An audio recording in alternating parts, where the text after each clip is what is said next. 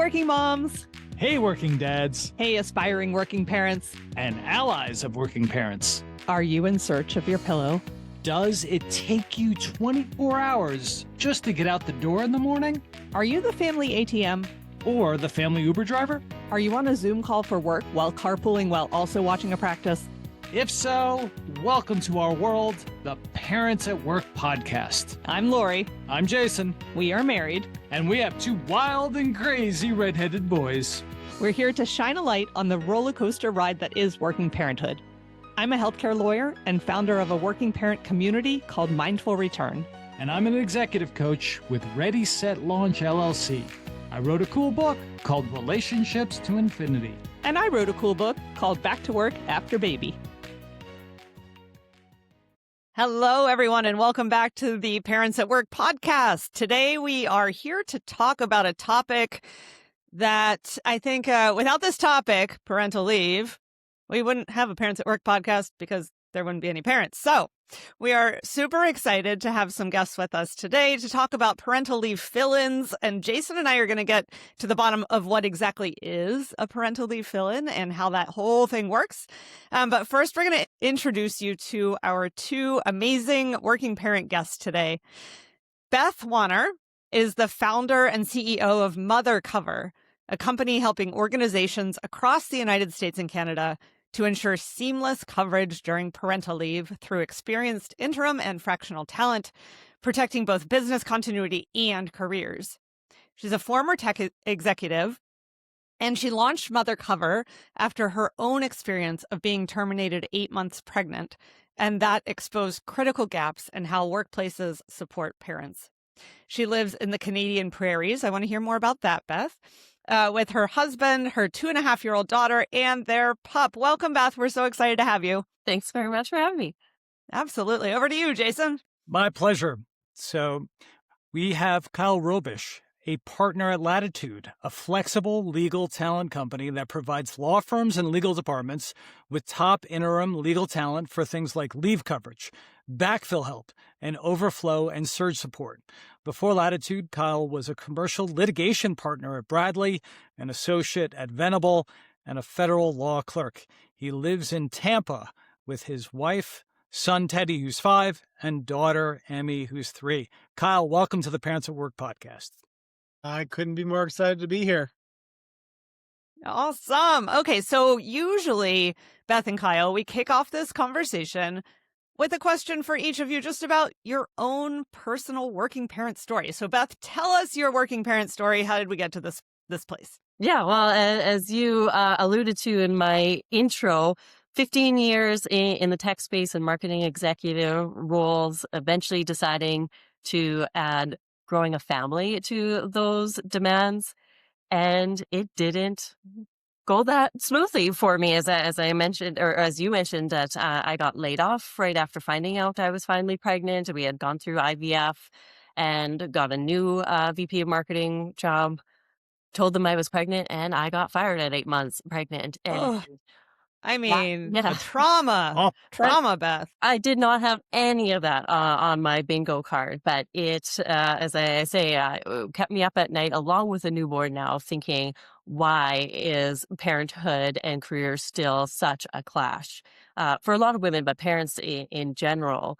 And that led to the idea of MotherCover, of how do we address the logistical challenges for companies that lead to some of, whether it's conscious or unconscious bias, when your wheels immediately start turning about this is bad news for my company, I'm a key member is stepping out. So how do we solve for that and make it a normal part of workforce planning will help really support the parents being able to take that leave, but also show companies it's just good business.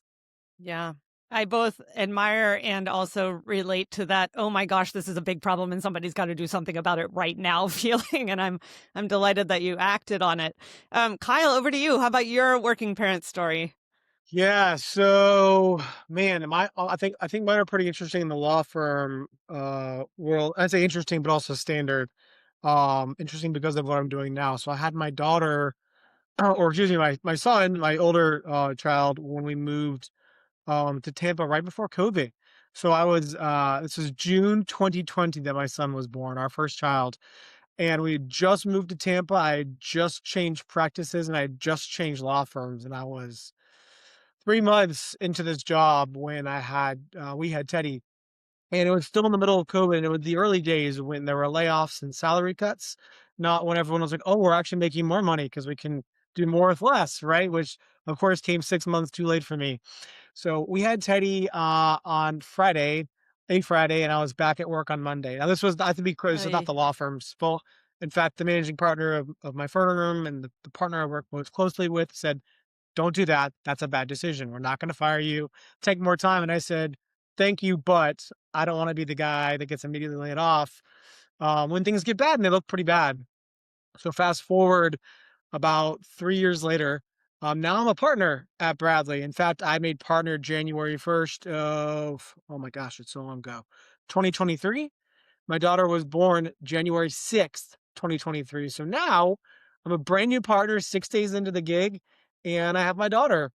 And I say, you know what? I don't really care. I'm taking leave. I didn't do it last time. I regretted that, and I'm going to take it. Bradley, again, is fantastic. They offer all men and women, fathers and mothers, 4 months of paid leave, which I think is fantastic. I took 2 of those months, my own decision. I was a new partner. I still wanted to get started in the first quarter on the right foot.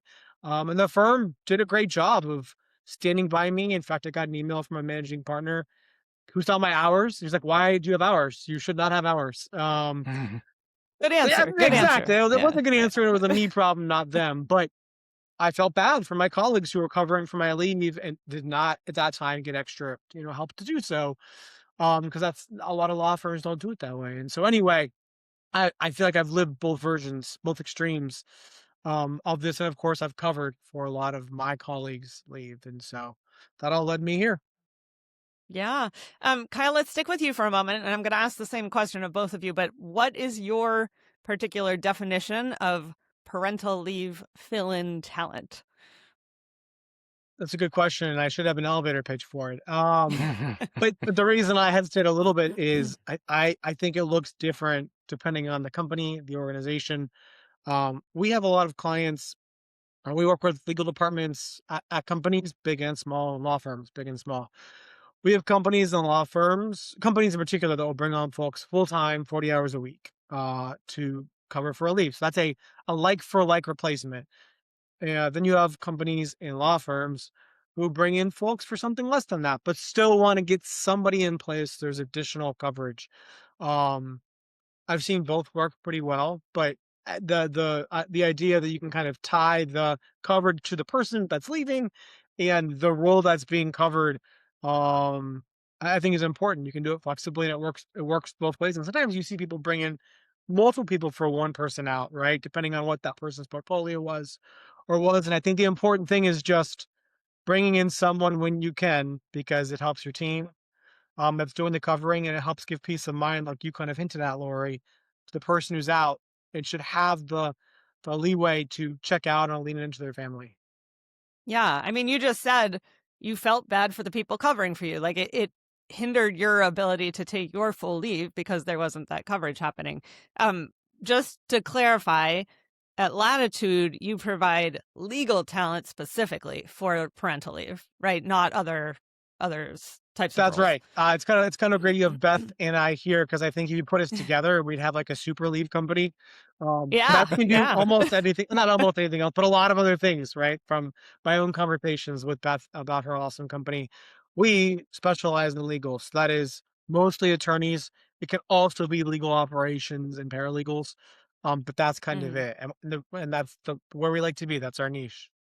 Yeah, awesome. Beth, over to you.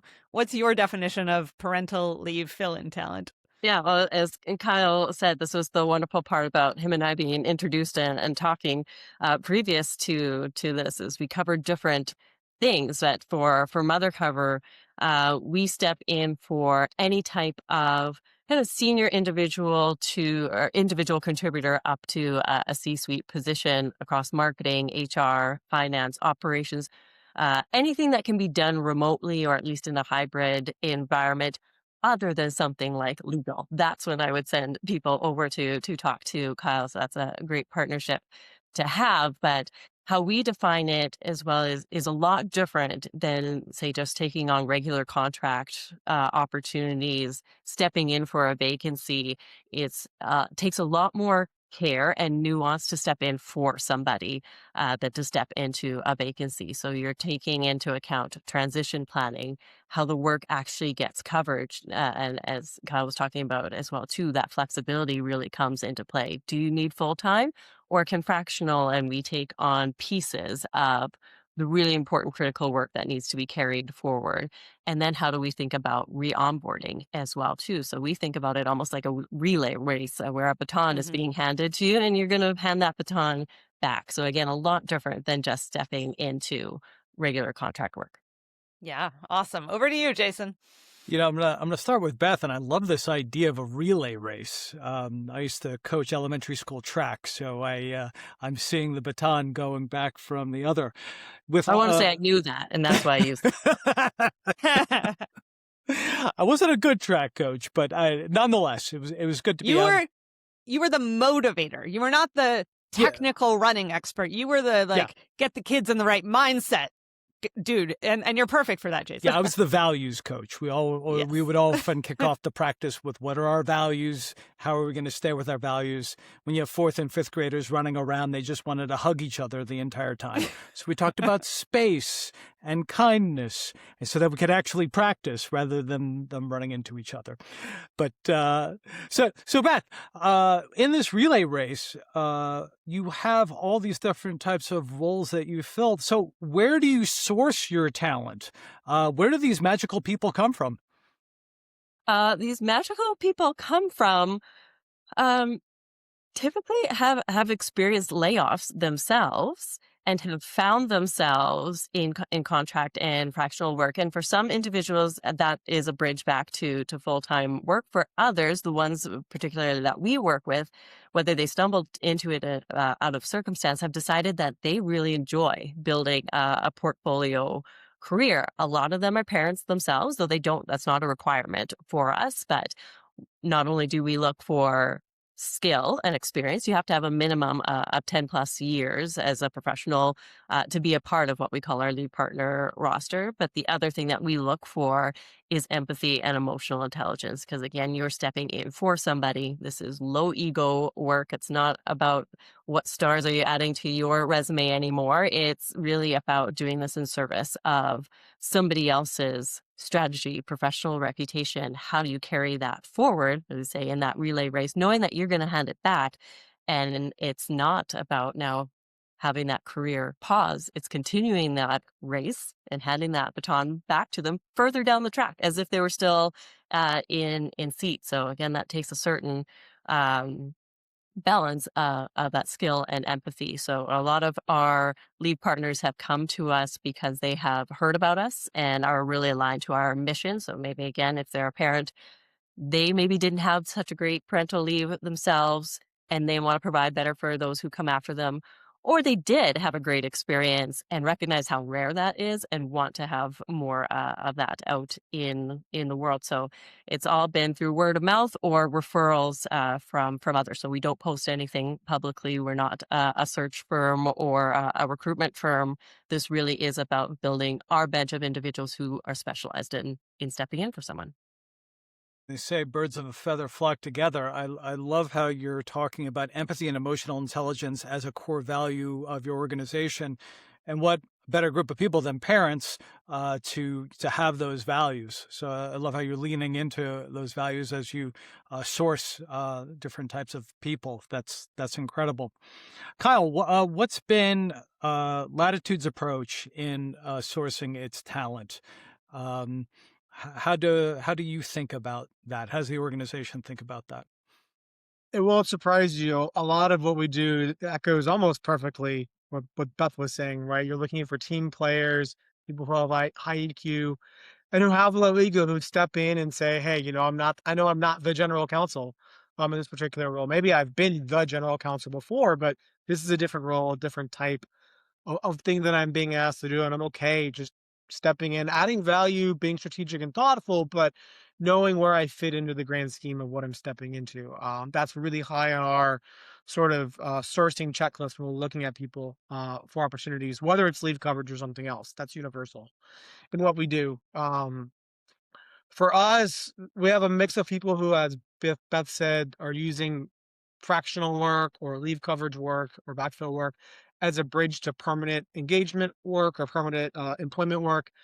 The vast majority of people, though, are solo practitioners or are not solo practitioners, but are, as Beth said, portfolio folks. And so they'll have a substantial law firm and in-house career, whether that's 5 or 10 years or 20 or 30 years of doing that work, and now work with Latitude to supplement whatever their life is. If it's a solo practice, to supplement that. If they just want to do engagement work, we try to keep them as busy as they'd like to be and no busier. Um, but for them, they've almost universally practiced at a law firm you know about, and or been in-house at a company you've heard of before, and whatever your space might be. The idea is we're putting folks into these seats who have worked at a really, really high level for top firms and top legal departments and can parachute in pretty effectively and know what's going on, know the lingo, know the language, and know the work. So they can do really good work for a month or do it for 6 months or longer, and then step back out whenever the time is right.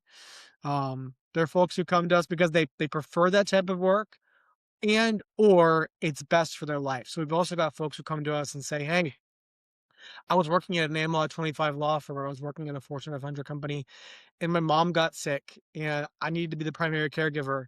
And I couldn't do that in that role. It didn't work. It just didn't. I wasn't able to give the company what they needed, or they didn't allow it. I'd love to continue to do high level sophisticated work, but in a way that allows me to do this other very important thing in my life. And we're a great platform for that because people are coming to us for doing sophisticated high level work and not typically things like doc review. And so you've got people who need this work, people who want this work, and usually it's a mix of both motivations. It's fascinating what you're talking about, where you're getting the intellectual sophistication of being on that high-powered path, that classic track, yet you have the flexibility to be the caregiver that you want. And it sounds like almost a choose your own adventure. So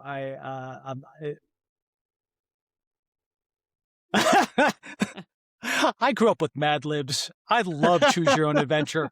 That is like, so that's awesome that you describe it that way. I want to stay with you, Kyle. So what's the business case for this? When you think about parental leave fill-in, what's the business case? What are some of the challenges in running in a business like this? I think 5 or 10 years ago, the business case wasn't obvious to a lot of people, and now I'm finding that when people come to us, I have to do very little explanation a lot of the time, right? They're often coming to us because they figured it out themselves. Either they get it naturally, or they've lived the version of what happens if you don't do this right. And so, what happens if you don't do this right? Not only do you risk losing, well, first of all, I think you risk losing the people that are already there doing the coverage, right? The people who are stepping in and doing the job of two because one is out. Or sometimes you're doing the job of 2.5 because you've got two people out on a lean team, right? And those people are busier, they're more stressed out, they're more exhausted. Maybe there's a little bit of resentment, even if they don't want to feel that resentment. And so you risk burnout, you risk retention problems, you risk things that make a really, really clear bottom line impact if you don't change those practices going forward and figure out a way to do it more sustainably. And then, of course, on the other side, you risk losing the parent, right, who steps out and either feels guilty, either themselves or they have been made to feel guilty. You've got a parent who's actually not allowed to fully check out because the system is not in place. So they're still doing some or all of their job and it's not real leave. And then they say, this is not working for me. And guess what? Their values have changed because they've got a kid in their life now. And so they're going to go make a change that works for them. And so on both ends, you can kind of solve for that if you get ahead of it and put a person in place. You can give that parent who's out peace of mind, knowing, hey, I can fully step away and I can be with my baby and my family right now. And then on the flip side, you also signal to your team, hey, we're not asking you to do 2 jobs for the price of one. We're going to give you coverage. Yeah, it's still going to be a little more challenging, but we're going to figure out onboarding. We're going to make it smooth. And we're giving you coverage and peace of mind on your inside so that we want you to be here for the long run. And the way we're going to do it is by making sure you have coverage, you have support, you're not doing this on your own. And so it becomes a pretty good business case pretty quickly when you think about it from both of those sides of the spectrum. Really best of both worlds. Beth, what's been your experience in this? I feel like I can just say +1 to everything Kyle just exactly the same thing. And I'd say what we've been seeing is because teams are leaner than they've ever been, I would say, um, everybody is already operating at 115%. So maybe in the past, if a company hasn't brought in a backfill for a leave and just dispersed the work amongst the team, maybe they were getting away with it then, but as we're seeing more research come out, more people just being vocal about these things, I would argue it wasn't working well then, but it's certainly not working well now with these lean teams. So we have more companies, it sounds like same as Kyle, proactively coming to us, recognizing that what they did in the past isn't going to work, at least going forward. And the business case for sure around retention, around productivity is such a big topic for all companies now. What does it look like if your team members are burnt out, or if is nobody to pick up that extra work? So the biggest challenge I would say is whether companies can think of it as, yes, I want to take this smaller upfront cost that I can see on my P&L, or this larger, potentially harder to measure cost, but it absolutely is a balloon when you think about retention, productivity, missed goals, parents not returning. And we used to think that they weren't returning because they're wanting to stay at home. For a small fraction, that's true. For the majority, it is they have taken another position elsewhere where they feel either more supported, or they're just not feeling like they have to dig themselves out from potential resentment that built from them leaving. Their project's all a mess. So they're like, I'd rather start somewhere fresh than dig myself out from what my leave created. And hearing you talk, it sounds like an investment. It's really an investment in that Absolutely. employee retention, because then you're getting someone that feels valued on the way back. And all the while the work is still getting done. And so even it's not just the parent that's going on leave, it's all the other colleagues that know that their leadership has their back. Fascinating. I hadn't thought about it until both of you had talked about it that way. Lori, next question. Yeah. The first thing I want to ask is, Beth, your company's called MotherCover, and I'm sitting here wondering, what about dads who take leave? Do you also cover for people who have to go out on medical leave, or they have to take time off to care for an ill relative, for example? So only moms Yeah. or moms plus? Moms plus all Okay. caregivers, regardless of title, regardless of who you are. If you, everybody has things that they care about in their lives that require support. So exactly as you're saying. So founded around the idea of parental leave and really built from that.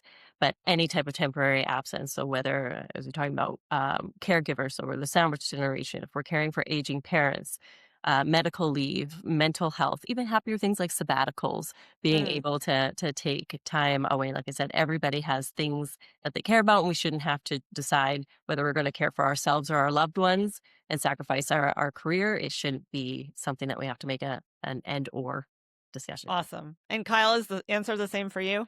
Yeah, and we might even be a little bit broader than that in the sense that I'd say leave coverages of some kind are probably the number one thing that we do, but a close second is almost the reverse, which is fractional or surge or overflow help, right? Hey, we need somebody 5 or 10 hours a week for either for a really long time or for 3 months or 6 months during a busy period. But by definition, something less than full time or close to it, and nobody is left. A lot of the business case, a lot of the explanation is the same. We are busy. We need help. Can we please have an outlet for our team so that they understand we're investing in that and doing it in a sustainable way? That's also good for the business bottom line.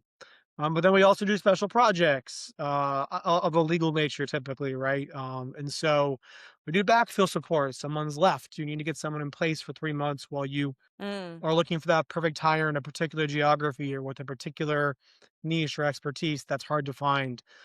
So really anything where you need either on demand or some sort of interim or fractional resource in the legal world.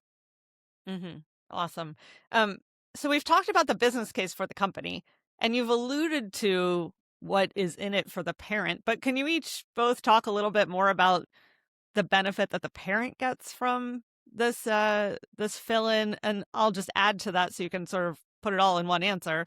Um, what tends to be the relationship between the two people who are involved in terms of like work handoff? Do they communicate with one another, the one who's going on leave and the one who is filling in for them? Do they talk at the beginning? Do they talk at the end? Do they talk at the middle? Like what goes on between them, if anything? I'm, Kyle. Oh, yeah, sorry. No, go ahead, Beth. Yeah.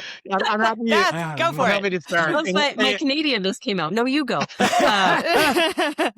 Canada. Okay, we'll do Love Beth and then Canada. Kyle. Okay. What's in it for the parents? The idea for MotherCover really was first founded around the idea of supporting the parent. So Kyle talked about this as well too, of feeling like you're almost a burden coming to the company to say like, I'm taking that leave. That is what a lot of parents feel. So you're wanting to share this exciting news, but at the same time, you're almost doing it apologetically. I'm sorry that I'm going to step out. I'm sorry that I'm going to put this work on my team members. We want to alleviate that feeling so that you can fully take your time away, but not feel like you're doing it at the detriment of your team or your company or your career. Like I said about that relay race of feeling like it's not pausing your work and your strategy, you can keep that going forward. But and then to your second part of your question, it should feel like a partnership with the person that's stepping in for you. The other biggest fear that people do have when they are given a backfill is that it feels threatening, that that person is going to outshine them or they're actually there to take their job. We never want anybody to feel like that. It's actually even in our contracts that our leave partners cannot take your job unless you decide that you don't want to come back, and then we can have that conversation. But it really, their job is to make you look good, to carry your strategy forward. Like I said, make it better, as good or if not better than how you left it. So we have an overlap period. We require at least 2 weeks, ideally, with the person going on leave, but the longer, the better. And that can get stepped up fractionally as well. So it might be 5 hours a week or 10 hours a week as that person is preparing to go on leave. We help with the transition documentation, everything that that leave partner needs to be set up for success.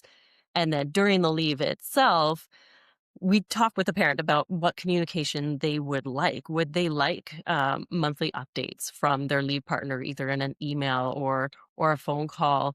I think of my own, what would have been my leave experience. That's what I would have wanted. I would have wanted to know what's going on without being sucked into the work of necessarily having to meet with my manager or something like that. But everybody is different. And if you want to fully unplug, we're still writing that communication. We're just not sending it. And then that becomes part of their welcome back brief when they return. So you're getting the breadcrumbs of context instead of this is just where a project ended or a goal landed. You're seeing those decisions that went in along the way, helping you to re-onboard without having to read 1,000 emails. Amazing. Amazing. And I'll reiterate that the I'm pregnant, I'm so sorry feeling is not just a Canadian thing. That is Yeah. definitely. No, it is universal. We work across Yes. cross borders, both sides of the country, talk to others in the UK and Europe. It is a universal feeling. What I love about what you've done, Beth, is you've taken everything that went wrong with your own experience, unpacked it, and said, all right, what's the 180 of that? And what are all the things that you can do to make it go right? And that's your business. That's incredible. Thanks. Yeah. Yeah. I also really love this idea of like the ramp up and ramp down period. I was just thinking about my own, having a flashback to my own transition of my first baby to daycare, right? And the all in on the first day was not a good idea, but like sending him for 2 hours the first day and then a few more hours the next day got everybody used to the new situation. And I like that idea of like making sure that the fill in and the person going on leave sort of overlap a little, and then they sort of one goes up and the other goes down. it's a wise idea. I want to turn over to you, Kyle. Can you talk a little bit about what's in it for the parents who go on leave, and also that relationship between the fill-in and the new parent? Yeah, I think Beth nailed it on the head. It's being able to actually lean into the leave without having to feel like you have to have, part of you still at work. And that goes with like you feeling better as a parent, but then also you feeling better for your colleagues, right? I think that's invaluable as I think about my own leave experience. And in some ways, my own inability, mostly driven by myself, to step away, right? I also echo what Beth said about the second part of it. I have found, so we have clients that do this very, very differently. We don't have any rigid structures around what you have to or don't do. But we do have a whole set of guidelines as to what you think we will consider best practices when bringing on someone for, especially for a leave coverage, but even for something different. And it usually includes like that some sort of overlap, uh, usually on both sides, right on the ramp up and on the ramp down. I've also seen that it's usually helpful to have either the first or second person during the interview of potential candidates be the person whose leave is Mm. being covered. It gives Wow. that person the buy-in in knowing, as Beth alluded to, hey, they're not going to take my job, or like I'm part of this process, I'm good. But then also, is this person going to be a good fit for what I do every day? The personalities Hmm. upstream, the personalities down the stream, the actual work, the actual experience. And we have several clients who make that person the first person whose leave is being covered, Mm. the one who interviews candidates, and then become the gateway into everything else. And then if that person thinks they'd be a good fit, they get elevated up to the hiring manager, and then you have the decision process. But it can always be tailored differently. I do think it's important to have the person who's on leave involved, though. Ideally early on, and ideally in some significant way, because they're going to know their own job best, and they're going to know their personalities best.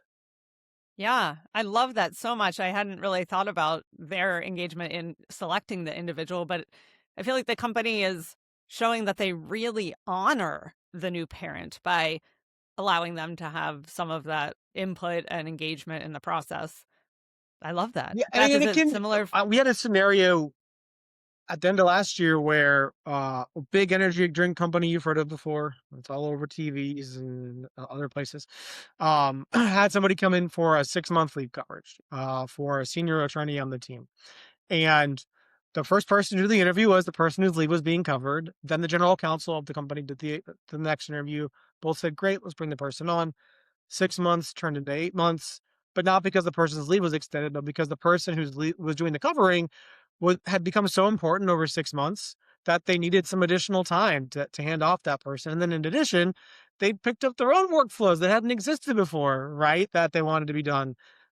A week after that, I get a phone call. Hey, actually, we just had a job opening come, and the person that we had going on this engagement is literally perfect for that job. This is coming from the person whose leave is now over, right? Can we hire this person permanently?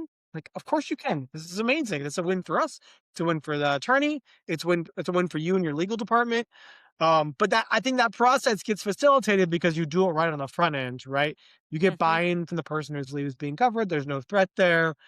They get a voice in the process, and on the back end, they come back and go, "Oh my gosh, the shop is as clean as I left it, and in some ways even better.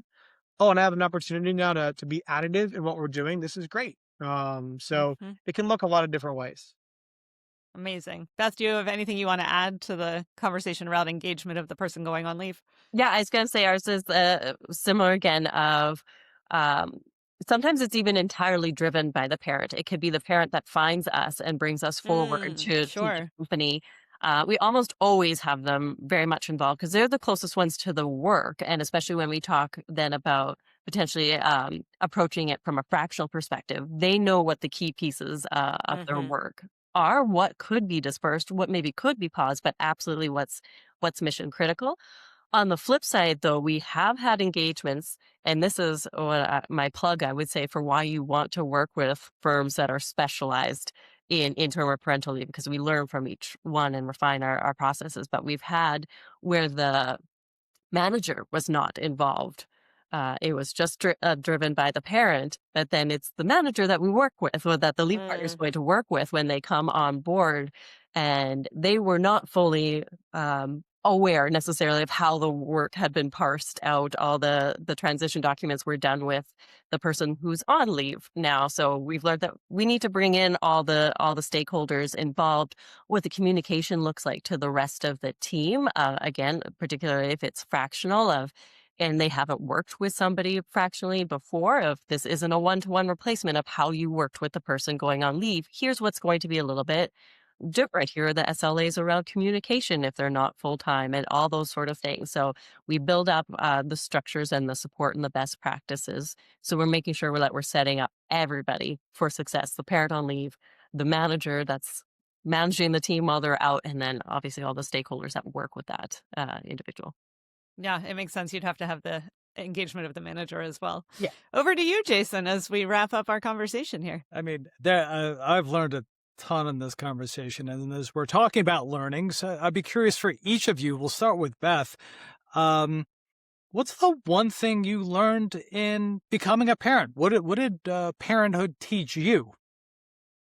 I think it redefined what productivity means for me. So productivity in the corporate world is valued on time and quantity of output. Productivity to me now as a parent is measured on quality of output and prioritization. So ruthless prioritization of my time, because my time is finite now when I want to be there for daycare pickup. So how much I prioritize during the day, but it's also, again, like I said, that ruthless prioritization of what's going to actually matter, what's going to move the needle, and how can I make sure that the things that I'm working on get my full and best attention versus, again, corporate world was just how fast can you move and how much can you do? And I hope that more corporations value parents for that skill, because I think that's what true productivity should look like. Think your definition of prioritization is fantastic. And what a wonderful gift that you've given yourself in leaning into that. Kyle, what's your number one thing that you've learned as a parent? I think parenthood has taught me to lean into the little wins. I've always been about like the big picture trajectory. I'm getting the federal clerkship when I'm in law school. Am I going to the fancy law school? Am I working at the fancy law firm? Am I making partner at that fancy law firm or a different one, right? Which are all great things. But now having a 5-year-old and 3-year-old and seeing them go through, their own learning process, their own process of experiencing the world, and seeing these little things and how excited they get and how excited I get to see them go through these little milestones. I've started to take that into work, which I think has led to a lot more positivity in the way I sort of frame my days and think about the things that happen. I don't have to always, get the biggest thing done or close the biggest deal or land the biggest client. Those things are great too. But if I do a couple of little things right in a day or in a morning, that's still really good and sets me up on a path to do some great things later on. And that feels like a much healthier way to approach my days and my job than before. And that's just from watching my kids do their own things. Like my son, who's now able to actually ski. We've done 3 ski trips. We just got back from one. And this last time was probably my proudest dad moment. I remember getting down to the bottom of the mountain and telling my wife, like, he can ski. Like, and I don't mean like he can ski. I mean, he can ski. Like, and this is incredible. And I cannot tell you. And she's like, calm down. And I'm like, no, you are not excited enough. And I had a video and I showed it to her, but like, yeah, of course, he was not an advanced level skier, but watching a 5-year-old put all these little building blocks together and at the end of the result, be able to do the thing really well for where he is, it's amazing. And I try to remind myself, I'm doing the same thing, just in the professional world. And that's cool and that's good. And I should lean into that. Celebrating the small wins and focusing on the small wins. It definitely puts a smile on your face. I was grateful this morning. My 15-year-old spent a week on vacation. This morning, I did not need to remind him to wake up early. He made his own breakfast. He dressed himself. He walked out the door, and I said, wow. Yeah, small wins. I see you. It's a big win. Definitely. Yeah. Kyle, you'll get there. So will you, Beth. But I like small wins and prioritization. It's a nice yin and yang. Yeah, and I consider it a very important small win that we made this conversation happen. I know we had to reschedule before because of kid and adult illness, and I mean, what's a winter and a first couple months of any year without medical chaos? And so this podcast is a win today. It was such a pleasure to have you, Yes. Kyle and Beth. Thank you so much for coming on. I know Jason and I both learned a ton about parental leave coverage and why everyone should use it. I'm just blown away by the depth of care and detail and compassion that both of you bring to this work. And think 20 years ago when someone said parental leave, no one could have envisioned this type of solution. And so thank you for creating new ways of working. It's really, really important. Thank you both. Thanks you. for coming. Thanks for having Good us. to talk to you. Thanks for inviting us to be part of this.